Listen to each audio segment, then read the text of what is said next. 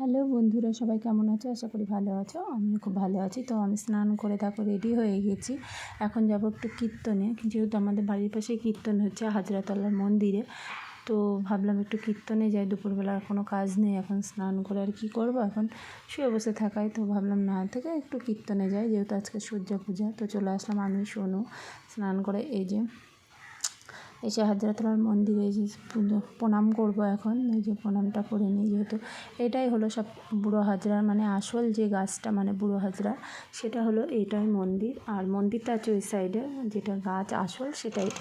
আর মন্দিরটা আছে ওই সাইডে, আর ওইদিকে হচ্ছে কীর্তনটা। তো আমি ভাবলাম প্রণামটা করেই যে, আর এই যে গাছে যে ভাড়াগুলো বাঁধা দেখছো, এটা সবার যে মনস্কামনা আছে তারা বেঁধে গেছে। মনস্কামনা যখন পূর্ণ হবে এটা খুলে দিয়ে যাবে সবাই। তারপরে সোনু প্রণাম করে নিচ্ছে, এই যে সোনুও প্রণাম করে নিল। তারপরে আমরা চলে আসলাম এই যে কীর্তনে, এখানে সবাই কীর্তন শুনছে। তো আমরাও চলে আসলাম।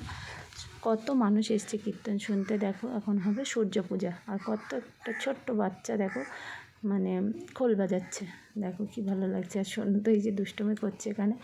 আর এই যে এখানে জটিলা কটিলা সব সেজেছে, সবাই সূর্য পূজায় সেজেছে। এখান দিয়ে হচ্ছে এখন সবাই চক্কর লাগাচ্ছে, 7টা চক্কর লাগাতে হয়। আর এই দেখো সেজেছে, কি ভালো লাগছে দেখতে, সবাই সাজছে। আর তারপরে হয়ে গেল সূর্য পূজা। তো আমাদের সিঁদুর খেলাও হয়ে গেল। তো টাটা, পরের ব্লকে দেখা হবে আবার।